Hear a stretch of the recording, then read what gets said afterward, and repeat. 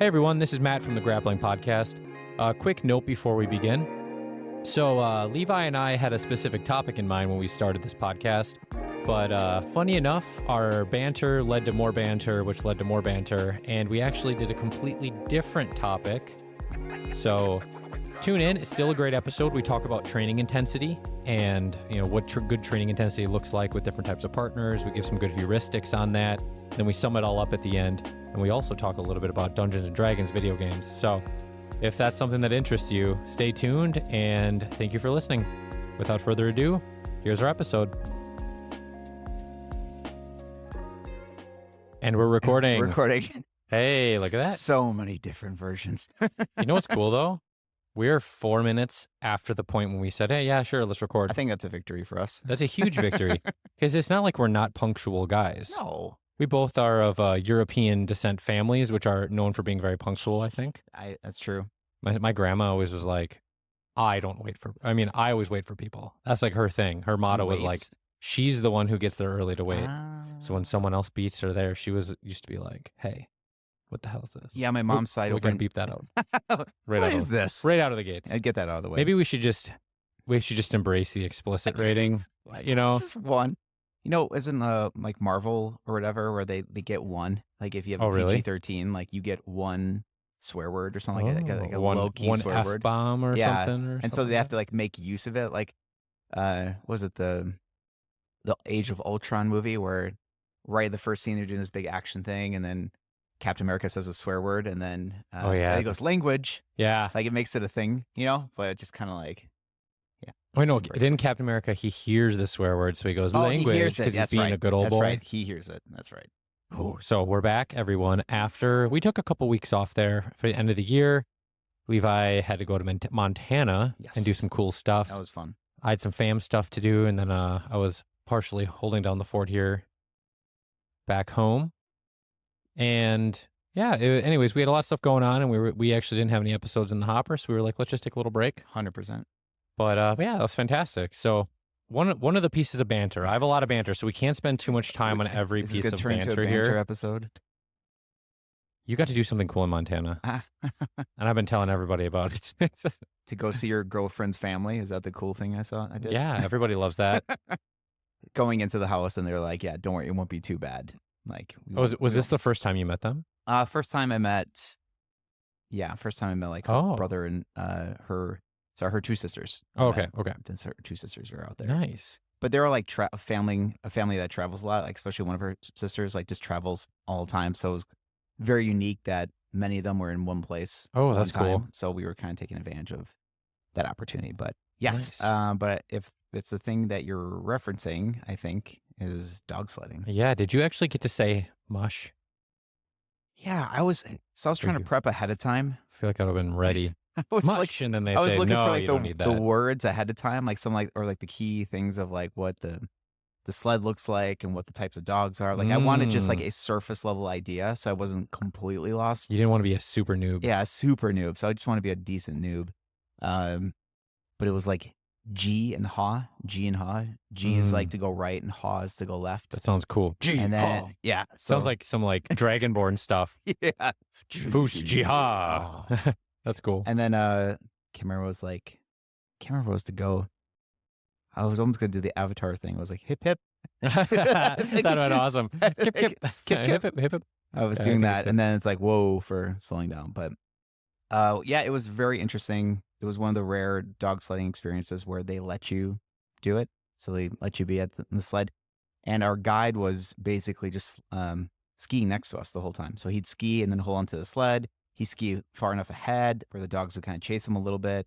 And then he'd go far enough ahead where he turned back, and then he had his camera and he'd be taking pictures. And that's so cool. So we had some really good Talk about shots. A cool business. Well, because he's like, a lot of people will take photos from the sled, but then he's like, all you see is dog butts the whole time. That's good. So when it's like farther away, this dude's a pro. It just looked like it was us, like out in the middle of the tundra, like going. And I was like, oh, it was so cool. But he was the ultimate multitasker because not only was he trying to manage these dogs, he was making sure that we're not, falling off or tight corners, and we're going through like tight paths that had like one time we went through a tight path and suddenly there was a tree branch underneath the snow, and and his ski got caught underneath it, and he kept going. So he basically was doing like the splits as he was going. He's going, whoa, whoa, whoa, whoa, whoa, whoa, whoa. And then we try to stop it, and he's basically almost like breaking his legs. And he goes, oh, yeah, I just got a little stuck.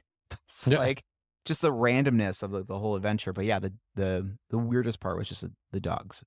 The dogs are the weirdest part. Yeah. Because the dogs are super friendly. They were jumping on top of us and everything like just normal house dog. But once they got in line, they switched to super primal mode. Like they were wanting to go, and then growling at each other. And once we were trying to turn them around, they got really upset at each other because suddenly it was like a pecking order thing.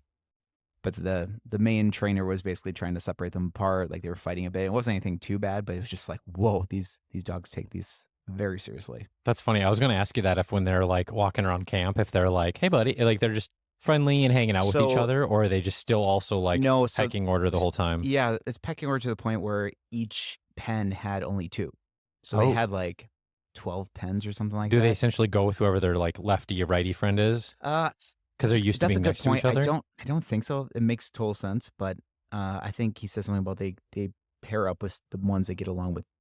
With the ones they get along with best. Oh. So sometimes it's just that simple, you know? Like, they're all totally fine until it's not. And then it switches, and then they're just upset. But the moment you separate them, they all go back to being normal. That's so cool. It's just weird. This sounded so cool, dude. It was super fun. It was great because it was very barren. So there was nobody else. Like you think for how big Montana is, like it really is that big. I'm like, you think these paths, if they were here in Appleton, and be like, oh, these would be super populated with skis or snowmobiling or whatever, but there's dogs. Like nobody the whole time for 7 hours. There's nobody. That's cool. And so we got some really good views, and yeah, that was fun. That sounds so. Rarely when people tell me about their vacations, so I go, that sounds like something I want to do, because I'm kind of a Grinch about like about a bunch of stuff. Mm-hmm. Yeah, because I'm just like, yeah, whatever. And actually, it's not Grinchiness. It's just I just don't care. Like true. When people say like, "Yo, you want to go on vacation?" Sure, you know. But I'm like the dude who'll just lay on the beach and sleep. I think it was something. But that sounds cool. It was something akin to like going horseback riding or something, where it's like horseback riding. They're trying to. Except for it took down Superman, so I don't know about that. What's that? Oh, it took down Superman. You know. That's mean. Yeah, it took down Christopher Reeves, man. It was something super primal because the main trainer was talking about how his like uncle, or I think it was his uncle, was one of the first people to traverse to the North Pole. Whoa. It was like some sort of expedition. Like it actually wasn't until like 1980s that a group like successfully did. I mean, they went to the North Pole prior to that, but it was like some sort of expedition, like a little technicality of it. But just this idea that you're out in this wilderness with just a team of dogs pulling you, like that's kind of cool. That's wild. It's not just you hiking, you know, it's like, now you have to manage this primal side to be able to bring you places. I feel like it's easy to get trapped into the allure of the modern day, to be like, to actually think like, no, like that's what people did for a long time. Like it isn't until very recent that people weren't like getting pulled by an animal or using the wind to push them or something like that. So it's kind of cool, like going back to those times where that was a necessity. So I think it just gave me more of an appreciation of how things have come. For cars, yeah. But it was cool. So I just kept thinking about how can I do this with my dog? I want like a one dog sled. Yeah, I was gonna say one really friendly golden retriever. Yeah, just put a big stick in front of him and he'd go. But like, you know, we're supposed to get like 6 to 9 inches tomorrow, and I thought, well, that'd be amazing if I just got like some sort of sled or ski. And his name is Nimbus. I think you should stand on him. You should be able to, you should stand on him. You're the only person has ever gotten that reference. Really? Unfortunately. People just think you're really into clouds. Yeah, clouds and like meteorology. Or Harry Potter. Yeah. Because the Nimbus. Oh, the flying Nimbus. Yeah, or the Nimbus 2000 or whatever. Yeah, I was like, yep. But in reality, I'm just going out to the park. I'm going, Nimbus. And then this golden cloud comes right towards me. It's my only readiness. So. Nice. How was your vacation or time? Yeah, it was good. It's good. I took some time off from work. I had some vacation to burn up, or else I lose it, and which is a good problem. It's kind of nice. Like you're one of those people. My mom's like similar, where she's like doesn't use anything, and then at the end of the year she just dumps them. Like, oh, I guess I have to use them. I've got a job where if I don't do my work, no one else does it for me. So it's kind of like I just wait for more work if I that makes sense. So it's kind of, so I have to time it when other people aren't doing things, and that's usually what I try to do. Gotcha. But I had a pretty chill Christmas. But I did start playing Baldur's Gate 3. Yeah, you did. At first, I admit, I was like, wow, this seems really complicated button-wise. Mm-hmm. But after playing it a little bit, I was like, no, this is You get actually used to like the wheel. super easy to get to the use of the wheels and how the turning works. Camera perspective. Yeah, and I'm like totally digging it now, having a lot of fun. Respect. I started as a druid, and I decided to be a wizard. I think most people are saying like 10 minutes into the game going, oh, if I start this over again, I'm going to do something else. Like they think they want to do something and it's only like, Well, I think picking a druid as your first to start with, then that's a great idea because you get a little dabble of everything. That is true. And then you can respect to whatever you liked doing as that character. Mm-hmm. And I think also it sounds cool being able to turn into animals, but it like doesn't like you're never gonna be as good as the character that can actually do that thing on your party. So you might as well use that as a slot. Yeah, because that would be it seems like you'll just do better. Well, that goes to like a lot of normal D&D parties where there's some people who, like in one of my campaigns right now, there's people who multi-class, so they're good at two things. I think in Baldur's Gate you can eventually multi-class. I think you can. Yeah, well. So I haven't. Skeleton guy says it. I haven't dabbled in that too much, but it's like two of my friends, Jim and Jeffrey, that they Jim and Lem, they multi-class like 3 multi-classes going on. But it's like you can kind of like tune your adjust character. it and tune it and get benefits from different classes to like maximize certain features and things like that. But sometimes it's just great playing just straight up vanilla, like just taking one class and going the whole way. Yeah. But it's hard when you have a party that like you want everyone to kind of be somewhat good at everything. So you get, some people should be tanking, people should be in the back and AoE stuff. But yeah, it's fun. Cool. Super fun. We should do, we could do an episode about just nonsense one of these times or another one because I do have more to talk about this. Oh, no. And everyone, you'll have to listen 10 minutes in already. We could actually do, we could film our 2 bards adventure when we eventually do it. Yes. So I'll give that and then we'll jump into actual jujitsu topic. So Levi and I, once it goes cross-platform, we're going to start a D&D team. That our campaign we're both bards. That would never work for a real campaign. Oh, it'd be funny. Me and Matt are be the cool guys, and you guys are just gonna be our lackeys the whole time. Yeah, and we'll have 2 barbarians. Stuff. You kill stuff for us. Yep, 2 or maybe fighters. We'll have to figure out who are Maybe one's like a good archer and one person's like a barbarian. They're in the back, and I feel like, and then this will be fun though. Yeah. I want to just like a big brutish barbarian as my guy, or big girl, who knows? Half orc. Yeah, it'd be funny. Yeah, I was thinking too, the 2 bards, like either A, we can make them look like us, or B, we could just go something really crazy. Like one of us picks like a gnome and the other one picks like a big grotesque looking, big dragon contrast. dude or something. I like that idea. But having it look like us could be funny. We just do 2 humans, I like that really a lot. Yeah, That'll and be so fun. that could be a funny thing 2 we bards. could, maybe we'll put like Twitch stream it or something. I like that. Okay. You could do that. Anyways, everyone, I know you came for leg locks, but we're talking about Dungeons and Dragons. But Sorry. anyways, if you like Not this, sorry. let us know. Yeah. This is our podcast. We get to D&D talk about what we podcast. want. It's free. Can we connect D&D with leg locks? I'm sure we can. Oh, we should. I actually do have a good banter topic That leads into leg locks. that actually leads into leg locks. Okay. Kinda. Okay. Kinda. It's actually more about training in general. Okay. Oh, So- jiu-jitsu. Oh. Yes. Okay. So now What's talking about that? jujitsu. So there's always this dichotomy between going too hard or not hard enough and, like being a good training partner, right? Correct. And it's important to be a good training partner. But I actually was thinking that it's actually a bad idea to not try like decently, I'm going to use the word hard, but that's not the right word, but decently hard with your training partner in live. And the reason it's a bad idea to not like give it a little bit is because if you're too laid back, you're actually giving them false feedback. Mm-hmm. And I'm not saying maul your opponent, still be a good training partner. Yeah. But I was thinking about that when you're rolling with someone maybe a little bit newer and whatnot. Obviously, if they're really new, protect yourself. That's you number one. Right. Mm-hmm. But then after they've got a little bit of jujitsu practice, it's not, they're there to get better. And you're just going to make a bunch of people who think something works when in reality it doesn't. And I think it should be keeping your technique very crisp. So you essentially are unyielding in your technique application. But then the volume level is actually just like how much like intensity you put into it. Just because then they can practice something slowly. And if it would have worked ish, if you're practicing Yeah. in the slow scenario with good technique, At least they're learning the right thing and you're practicing the right thing too. Yeah, I think it's a hard balance because I think it actually a lot of times comes down to personality levels or personality types. That's fair. Because Cooper, that was in here, was one of these individuals that had a wrestling background, but Oh yeah, he rocks. he went right into it. He's So cool. it was his first day doing jiu-jitsu, and I could just tell right away that he was someone that doesn't mind being put in the fire right away.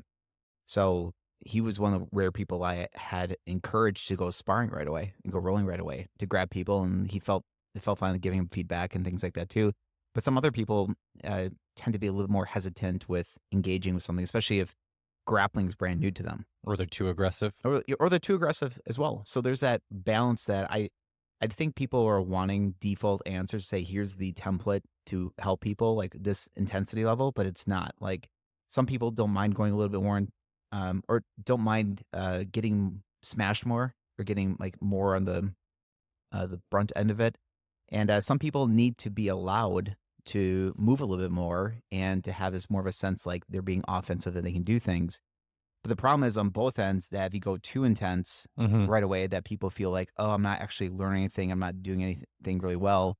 And then people go, well, this isn't for me. And then if you go too light, you gain a huge level of false confidence. And then suddenly now, once you're adding more layers of resistance, then suddenly you start freaking out.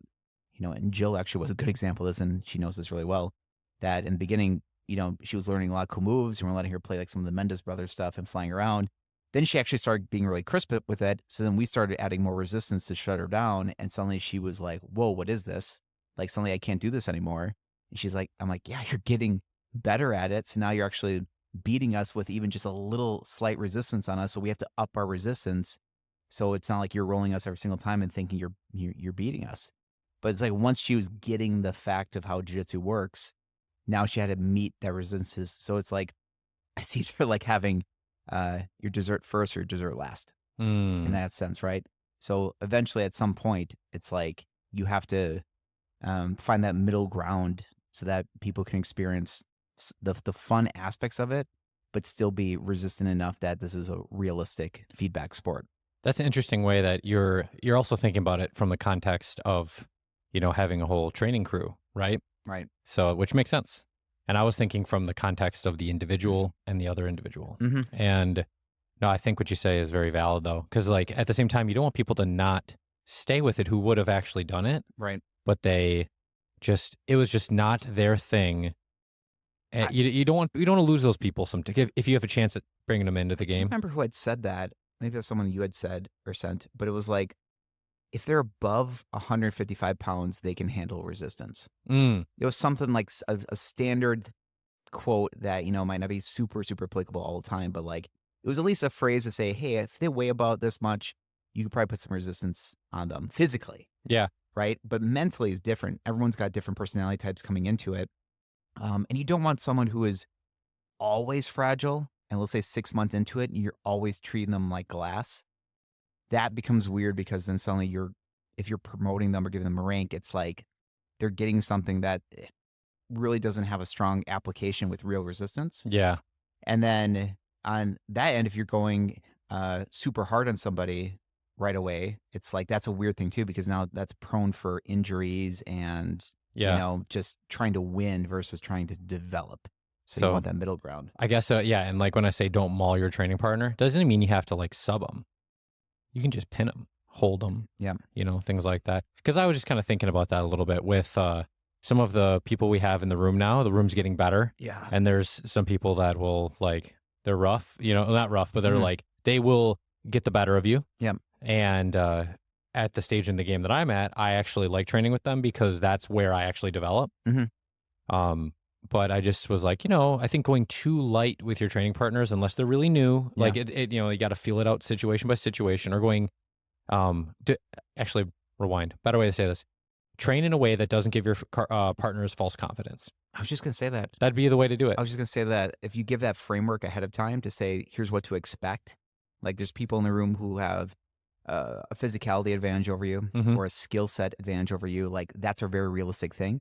So we're obviously going to make it productive for you, but don't feel like you're going to step in and everyone's going to give you 0% resistance or people are going to give you 100% resistance. You're going to be times where now that you understand how the game works, people are going to give you a little more resistance, but you're going to start appreciating these certain solutions for these tasks because of the resistance. But if you don't have it, like you said, it's a false sense of confidence that you can just move around, and depending on the personality type, they might have this big ego to think that they're actually doing, they're beating people. Well, a and lot of whatever. people have that when they first start. We were joking about that with Ben. Yeah, that's true. Or Ben Brown. Yep. And because I laughed because I had the exact same moment where I was rolling with a guy who was a purple belt when I was like a month in, and I was doing okay. And I was like, hey, I got this. I was in my late 20s at the time. Yeah. And Ben had something similar where he was just like, I'm getting this. And then you realize that the other people weren't really trying, and you're like, dang. It's a weird ego. So I usually adjust it accordingly based on, it's weird for me to be where I'm at because I just want people to maul me. Like for the most part, like I can handle some good resistance. Like I can understand my development, but I think early on it's like people have to understand that if they're at least 2 belts higher than you, expect that they're giving you everything. That's a good way to put it too. So it's almost like belts. our PSA is almost to those who are white belts, because by the time you hit the blue or even like your 3 stripes white belt, like like you get it. Yeah. That people are like being cool. We're modular. We're trying to get a good training environment going. Right. We're trying to have a good time with each other and not hurt each other, right? Because that's the big thing. Enemy is injury. Mm-hmm. Yep. And anyways, it was just a neat way because it's something I grappled with where I wanted to share this. Because when I first started jiu-jitsu, I went hard. Like I went because I wanted to go really hard. And the guy that I trained with, Dylan, he was down with going hard too. So him and I, we just freaking went at it like every time. Yeah. And then looking back at it though, I was going way too rough. And then so I ended up pumping the brakes because there's a difference between going like being precise and still going hard, but then also being rough. Yeah. And then I pumped the brakes and went to the other side of the spectrum where I was really worried I was just going to be too rough with people. Mm-hmm. And so it seems like the pendulum swinged, and now it's finding a middle ground where you go, make sure the training is productive. Yeah, so I think the 2 factors looking at that would be the skill set and the mindset. So when you're working with somebody, understand where their skill set is. Like, oh, I've been seeing them in the gym for 6-7 months now. I know they understand it. And also to look at the personality type. Some people are just level-headed and they're like, cool, I'm okay with getting pinned. I'm okay with getting submitted. And other people need a little more time to adapt to this kind of resisting environment too. So you have to be able to do it, but it's growth. You can't baby it for 6 to 12 months because then that starts losing the teeth of the sport. Yeah. Right. So that becomes that weird balance. Like you want to be accommodating, but at the same point, it's like you have to keep some level of authenticity to keep it, to keep everything very fair with everybody else instead of just trying to water down just to accommodate for people who maybe have a difficult time with that. Like for a long time, I feel that a lot of people have the capacity and the ability to step up as far as resistance. So especially once we start talking leg locks here. Well, actually, I was just thinking, hot take. Maybe we should just make this a separate episode right now, and we'll do the leg lock episode after this. What's our episode now? This episode is going to be catching up, and also how hard do you think you should go in training? Intensity training? Intensity. Okay, I can lean into that. Let's do it. Everyone, we're doing this on the fly. Because actually, I have a question. Just go for it. I'm making questions up as we go. Okay.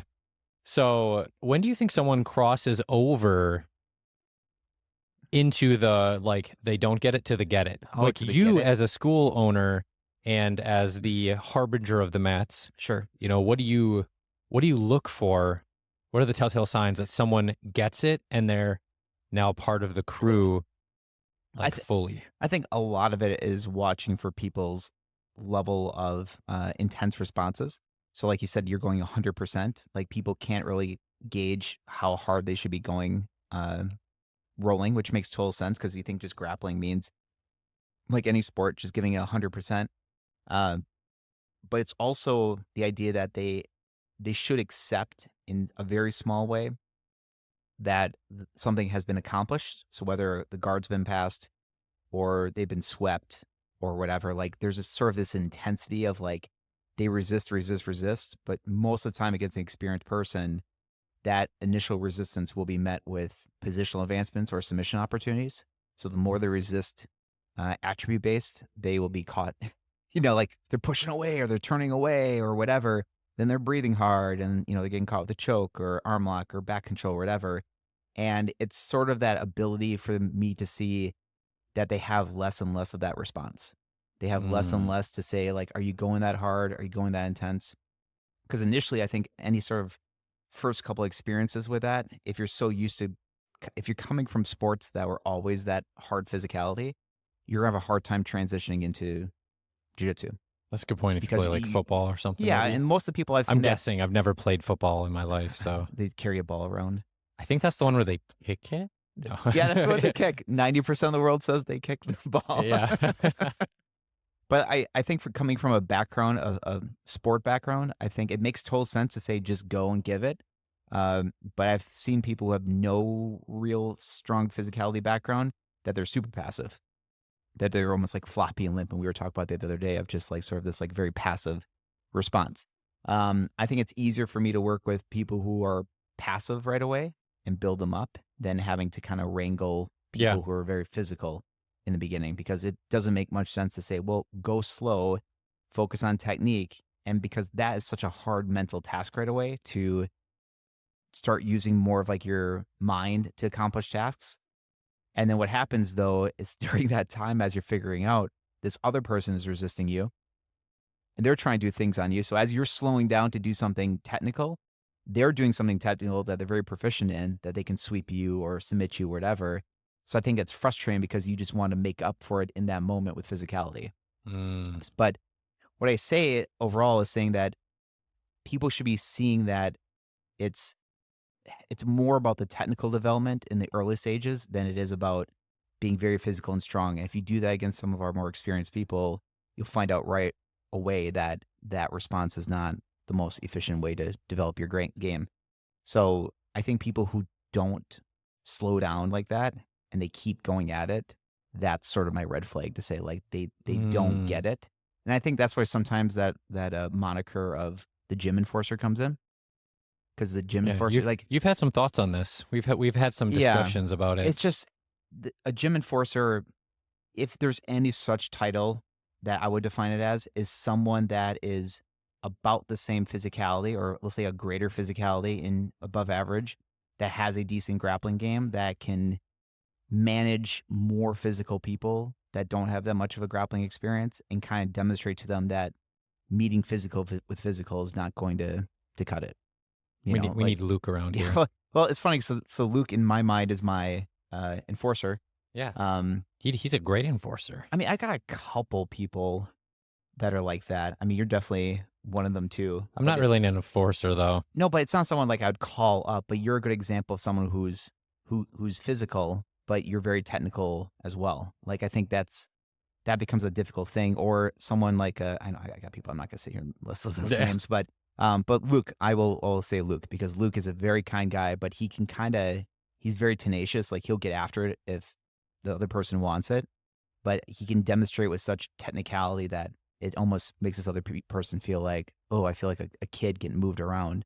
So those kind of things, I think it's easier to have a mat enforcer versus me talking and discussing with someone of how kind of grappling works in the development, but not someone where it's like, ooh, they're beating up the white belts and go like, oh, the coach isn't going to talk with them. So the coach goes, hey, Luke, why don't you go teach that guy a lesson? And then, then the guy gets beat up and he actually doesn't learn a lesson.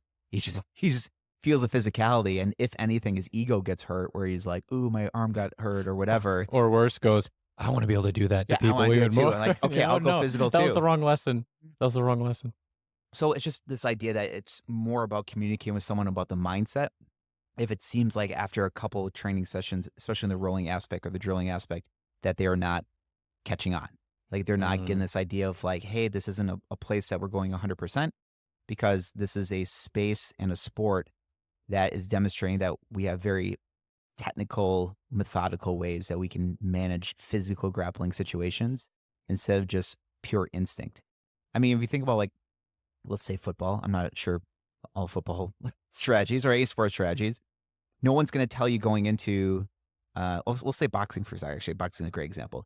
You can't go into a ring and just throw off instinct. You can't just go and strike and go hard, because you're going to get someone like a Floyd Mayweather that's just bobbing, weaving, and taking it, and then picking you apart. Yeah. And picking apart Or your you'll breathing. just hurt yourself, honestly. Yeah, hurt yourself, and now you're completely tired. You're hurting yourself, and things like that. It's more of a mindset to demonstrate it. Now, someone demonstrating the technicality maybe is enough for people to go, "Oh wow, like this person looks like they're hardly working, but yet they're still beating me, even though it feels like I'm doing a lot of work." So at that point, that becomes a deciding factor for them to say, either I double down on physicality, or let's say I leave, or I take a breath in a moment to realize, oh, these people are working on very technical responses. And so maybe I should take a breath and do that. And also to feel comfortable that if I let my guard down a little bit and want to develop, that this other person isn't going to take advantage of that and just smash me. Yeah. You know what I'm saying? Like a survival thing, like guys going super hard and you're going, oh, you should calm down a little bit, work on technique. And they go, oh, okay. And then as they do that, you're smashing them as well. So That's kind of where the drills, I think, the BJJ games yep. play a massive role. Just because, everyone who, if you're new to the BJJ games idea, put forth by Robert Nacky, but it's honestly a lot of other people too, just really, really well-designed drills with Yeah. really specific goals. Mhm. Because then that funnels the training session. And even if you have someone who is trying to go crazy, the fact of the matter is the way you design the drill, Yeah. you're way more likely to get the practice of whatever it is that you still wanted to get. Yeah. And you'll see some people who have a very quick technical response to something versus someone who's, let's say, mount, for example, of just trying to push you off or get a knee to your chest. Like, you're going to find out right away if someone have very technical responses. And if you're going pushing and shoving and going whatever, the person who has a technical response is going to be able to maintain that. And you're going to, be very confused on why you can't do that and this other person can. And I think that's where, if you're talking about culture of a place, you have to have people who are willing to be humble and be able to say that I don't know everything. And I want to learn that and want to be taught that. And then for them to realize too that other people coming up are the same way. So it's something about kind of sending the elevator down in success, but you have to be able to realize that you don't know everything. And so some people figure that out themselves. Some people have gym enforcers that kind of really send the message home. And some people need to be talked to about it to really like bring it home of why this is different. But like I said, it's not for everybody. I don't say that being intense and drilling intense means that there aren't other places that maybe have more of an unhinged, no speed limit place where you roll.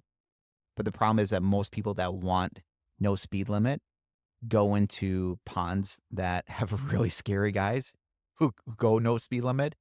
And now they're on the receiving end of that. Yeah. Now they're on the receiving end of arms being hurt and necks and chokes and all these injuries. But they wanted to go full at it, and like that's usually what happens or what I see happens versus being able to have this balanced approach, no matter who you're working with. That's kind of what I'm saying. Doesn't mean that you can't go hard with someone who can understand, you can or relate to your experience and technicality. Like I'm sure people, and I know people too, where we can look at each other and go, yep, let's just go. Mm-hmm. But you have to unlock that with each individual. I like that. Hold on, let's pause on that for a moment. No, that's actually a really good way to think about it. Because our conversation on intensity and stuff started kind of broad, right? But then it funneled into make it a productive training session for your partner. Mm-hmm. To make it productive, you have to know about them and you have to know about their game. And you have to know how they're going to respond to help it make it productive. Mm-hmm. It's also on you to make it productive. It's on both parties to make it a productive session. And I think that's a great way to think about it is you have to unlock it with each person, especially because you're trusting them with your body. Right. That's something we've talked about in the past. And if you're with someone every single time you go to a new gym and like drop in or something, there's always like a little bit of like, oh, I hope this goes well, just because you don't know what the culture is and you're trusting all these people with your body, So like, I think that's a great point. When it comes to intensity, we need to make sure that you've unlocked different levels of intensity with that individual. Well, and before that gets unlocked, that I think it's a job of the coach or the owner, whoever's running sessions, to be able to make that read and that call on that individual before they step out into the mats. Like they have to give this read to say, okay, if I let them go with my other students, that they're not going to be this unhinged person. So typically the default rule is if I feel someone, I'm like, if they're a visitor and I'm not 100% sure where they're at as far as intensity, like they seem like a nice person, but I'm not sure. usually I'll roll them first. And usually as the main instructor, I can take usually whatever people throw at me. Um, and if I'm still unsure, maybe I'd send them to a more experienced person. Usually it's not the case. But it's not a good concept to give them to someone, any average person at the gym, or let's say average experience. And then from the slap bump and suddenly they just go at it. So intensity for new visitors is kind of weird because usually the way that they roll right away, I get a snapshot of what their average training experience is like. Like we have one individual that we won't name that was a visitor that was kind of like that. Like they're a very nice individual, but when they were rolling, they just went 100%. Like they went really quick and fast with submissions. So, but they were telling me they came from a gym that had that kind of mentality as well. And It's funny. I know who you're talking about. Yeah. And even when we were like just walking through techniques, yeah, he was so tight. Like you could Mhm. tell he was trying so hard to protect his body. And And it it- was just like, hey, man. and like, again, that's cultures of gyms. we're just doing Kimuras over here. Yeah, exactly. That's cultures of gyms, which is to each their own. But what I find is that like I said, there's a proper balance with teeth, and I think that's kind of like the whole Roy Dean quote of like jiu-jitsu still needs to have its teeth. That if it's too light, it kind of runs into martial arts that now they become about technique and movement and don't have real application.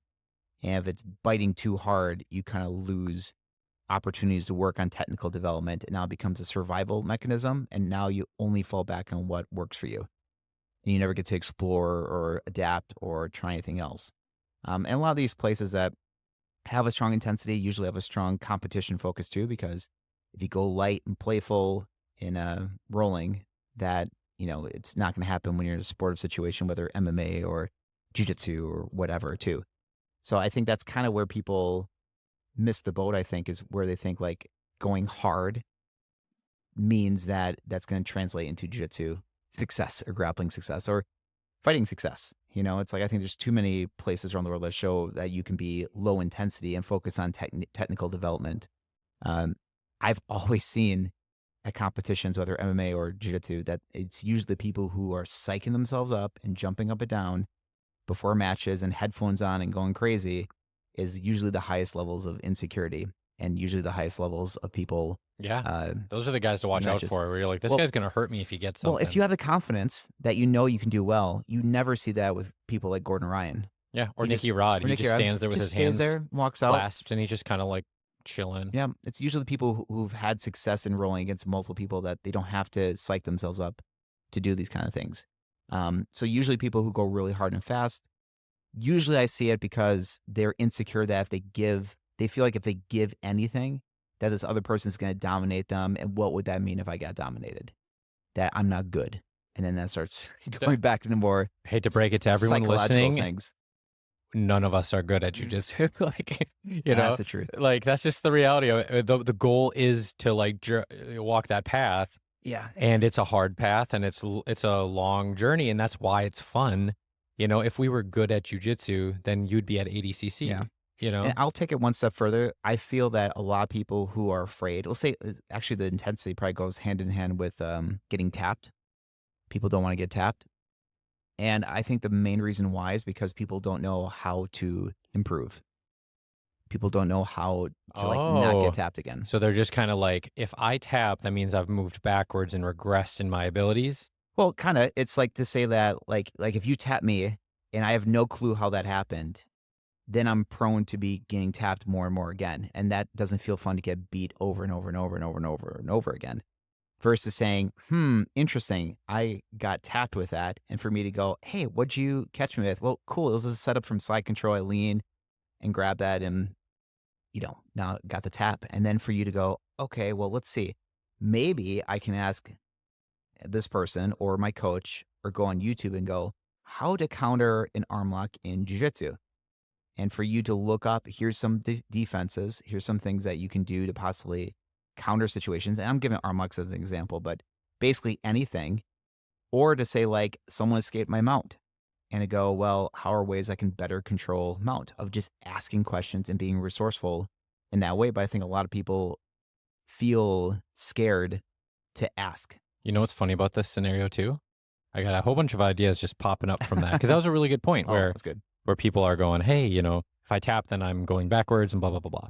Here's the funny thing. It's very counterintuitive, but if you actually just tap sooner and then get caught in it again and again and again and again and again, you'll start to actually realize how you're getting caught. By the time the submission's wrapped around your neck, that's already too late. Like there's really not much more to learn out of that scenario because deep escapes are actually like pretty basic. They're pretty physical.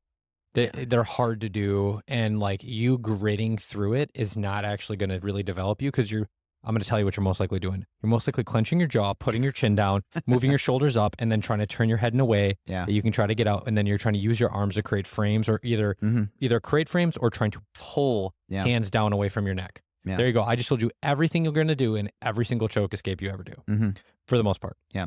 So funny, like say you get caught in darces a lot from the bottom of side control or something. It's like by the 15th time that you get caught in a darce and just tap early so your neck doesn't hurt, you'll notice like, oh, when I have a near side underhook, I get darced, a far side underhook.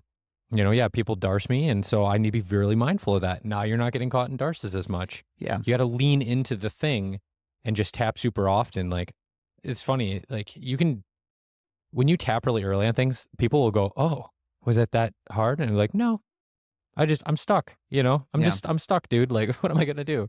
Well, sit there and let you chew on my neck? Oh, that'd be bad. But some people, I think, just need the humility to understand that you're surrounded by people, too, that want to see you develop and want to see you succeed. Yeah, it makes us all better. Makes us all better. We're selfish in that regard. Like, if someone taps and they're like, oh, how'd you get me? People should be excited to be like, oh, let me show you this cool thing. We're just playing this fun game with each other. Versus, I think if someone gets tapped, they suddenly feel like there's this, like, whole aura in the room that they're looking at you and going like, look at this guy. Like, look at this guy I just beat.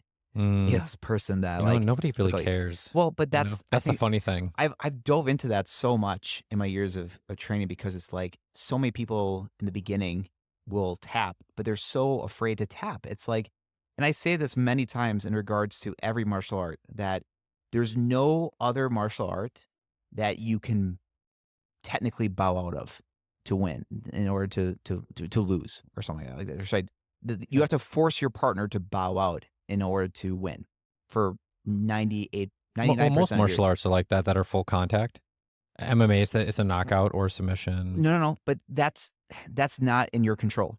So if you and I are fighting and I knock you out, you have no control. Oh, I see what you're saying now. Winning or losing. Yeah. Like I knocked you out, you're done. Yeah. Completely done. Versus the tap, if I throw you in judo, I threw you, I get those points, or ippon or whatever, I get those points. In wrestling, I force your shoulders down to the mat. I hold you down. Doesn't matter how much you don't like it, I'm getting pins. In jiu-jitsu, you don't have that. That's a good point. Jiu-jitsu, you have to say, Matt, I quit. Yeah, it's uncle. Uncle. Apart from we just start doing that instead of tapping. We should. Uncle. Going unconscious, right? That is something you can't control, but that happens insanely rarely. Or of breaking an arm, which most people don't want happened. So people will have to say, you don't even want to break somebody's arm. That's the crazy thing. And that's the thing too. But it's sort of like you get some people would rather have their arm more dislocated than have to say I quit, because it's something that's fully underneath your control. It's almost like one of those endurance things where it's like it's done just once you say you quit, and you're like, nope, I'm gonna keep pushing. I'm gonna keep pushing. I'm gonna keep pushing. Like, what's funny? Instead of saying I quit, in your mind you should say let's reset. Right? That's what a tap is. Let's reset. Let me try again.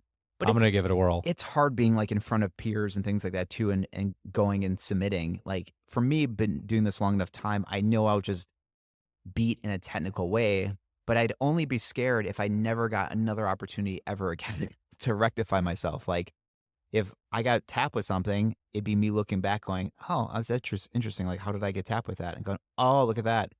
Like they lean towards my legs and they use their legs to unhook it. Like that was cool. And for me to use my resource and going, I wonder how I could stop that prior, and then developing things. Like you become more of a lifelong learner versus feeling like you lost in something and that's your whole life is gone. Gordon Ryan actually had a really good quote not that long ago that he was talking about. I think it was more like he was slighting somebody, but that the idea was saying nobody cares what your victories were when you were below black belt. Yeah, you were saying that. Yeah, like he was saying, like nobody cares like if you lost a ton or you won a ton. Like all those real victories come after black belt. And even Hodger Gracie had said something similar where he wasn't getting consistent taps until he was as a black belt. Which is, yeah, But you think like, oh, this guy, like, makes sense. I want to dominate my blue belt competition or my purple belt competition. Like, oh, this is so bad. Like I Which is lost crazy. my purple belt tap and like end of the world. I'm tossing stuff and I have to write this big social media post going, yeah, well, I learned a lot and I, props to my opponent, like having this big kind of cry Nobody match about it. cares. Nobody cares, but these are people that want very temporary wins and social points quickly. So you want to like demonstrate how good you're at something very naturally versus, I mean, this comes in more like sports psychology stuff, like that Josh Waitzkin was saying, like people who were just naturally gifted at stuff and being praised for just being that versus the people who said your victories were the byproduct of you putting in so much hard work. Yeah.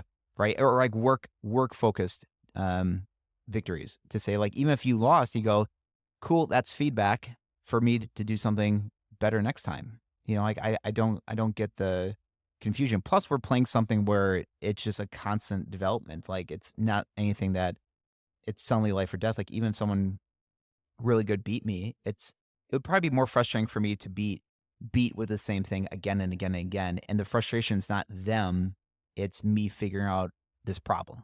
I think the thing is you have to disassociate any emotional tie to getting tapped too, right? Like, because here's a funny news flash. In the training room, if they are better at grappling than you, and you know when people are better at grappling than you, And they're a better person than me. you should be sad. No, Should be sad.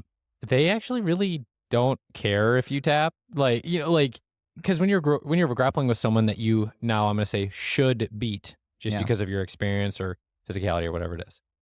You beating them is not a newsflash. And then also you getting tapped by someone who's better than you is not a newsflash either. Yeah. And you just gutting it out and they're sitting there like trying to squeeze and trying to resituate and re-squeeze or whatever it is. Like that isn't actually doing anything productive. They know that you're just like letting them like squeeze your face. And also, Yeah. when in that scenario, there's a chance they're being cool. So if you're sitting there gutting it out and you're like, oh, I'm not going to tap. And the minute you have someone who, like, I won't name any names, but there's some people who are pretty good at crushing faces, that we train with sometimes. And they're nice about it. Yeah. They're very gradual about it. So it's not like they're doing anything dirty. But the moment that they pull out a move like that, you're like, your whole idea that you could weather this storm evaporates because it's just like, you're going to get your face just smashed by these arms. And I think that that's like a good thing for people who are newer to know, because then that way they can adjust their training and realize tapping's okay. You said something actually back when we first started training together that I thought was really cool. I overheard you talking to somebody and you're like, yeah, if something's uncomfortable, just tap. And it wasn't if you are in a submission, which was the way I used to think about it. If you're in a submission and you're going to get hurt, you should tap. Yeah. It was just, if you think something's wrong, like tap. And that's okay because that'll allows people to graduate into it, also to deal with pressure in different ways. And I've never had anyone fully take that to heart and be like any weird position they just tap out of. Yeah, nobody's like abusing going it. like, well, I'm saying like someone to be like, oh, cool. Anytime I'm uncomfortable, I can just say I'm done. Yeah, no. But what I like about it is that red button is there any time for me to say I'm done and all the water gets filled out of the tank. Like now I don't have to hold my breath anymore. Like, but if it's not, I can keep pushing it, even with like you saying cross-face pressure and pressure, because I know the moment I tap, I trust my training partner to let go of all that pressure. And now that you did that, now you go back again. Like the other experience I had in Montana was going into that ice creek for that water thing in the morning, which I absolutely hate cold water. But when I went in there immediately, like I went up to like basically my knees, but it was immediately affecting my breathing and my ability to focus. And they were wanting me to sit in the water and saying something about toes and fingers and keeping them out. And my brain was kind of going all over the place. Well, I stepped out for just a minute because I was like, I can't focus right now. I need to step out. And Jill thought I was done. I'm like, I just need a second here just to calibrate. And then I calibrated and I went, okay, I endured that. Now I step back in and now I just went one step more. So this idea is that you just show that you can win and you can survive. Then you can endure longer and longer and longer to see like how far can you push it yourself. And now you're going against monsters who are smashing you and you're looking over at your friend with a thumbs up like, this is uncomfortable, but you're not like completely freaking out. You're not like breathing super heavy or hard, like thinking this is a life or death situation. Like it's just a game. But I think that's where people don't. That's why I think a lot of people put a lot of heavy pressure, because I think honestly, the more I dive into it, if people aren't in situations where they are shown to develop and work on things, I think it's more of a sign of their overall personality than anything to do with their skill sets or being a beginner. It's someone that has not been used to being in rooms with people that are better than them and needing to be humbled and to work on things. I think that's a huge thing. So we kind of jumped around on topics today, but that's okay. Pew, pew, pew. I think we could call this episode a holiday recap and thoughts on productive training. Sure. That's probably the best way to do it. One last thought, and then I'm gonna give us. I've been keeping notes on what we've been talking about. Oh, good. Okay. Also on the top, because we're kind of talking about like thoughts on productive intensity with training. If you're smaller, you can totally go more intense. Like if you're like 100%. radically smaller, if you're just a smaller person, let her rip. Like Yeah. seriously, like that is expected. Just Yeah. make it happen. I think that's you're not going to hurt anybody from falling on them, you know? Yeah. And so just make it happen. Okay, so actionable ideas, because we jumped all over the place. That's okay. We had a spontaneous episode emerge, which is okay too. I think that's It's like, wait you a have second. to We're talking open about up your something life else. That's right. to these types of things. Say yes to spontaneity sometimes. You got to be careful about your banter episodes, because I know. banter I told you I had a lot openers, of banter. because they lean into some other territory. Yeah. Like, oh, we could talk about this. Totally. So here's the actionable things. One, when it comes to having a productive training session with other people from an intensity standpoint, make sure that you unlock and you understand and unlock levels of intensity with each person. So where you kind of start in the middle and then you calibrate based off of their experience and what productive training looks like, That where you sounds like both work. get something out of it. It Yeah. is work. We're here for work. Work. Next, you have to have proper balance with your training, but also make sure not to lose the teeth, right? So Mhm. it's all about balancing your intensity, right? So that's a kind of a way to think about it. Intensive teeth. Intensive teeth? We can make a sticker. No. Okay.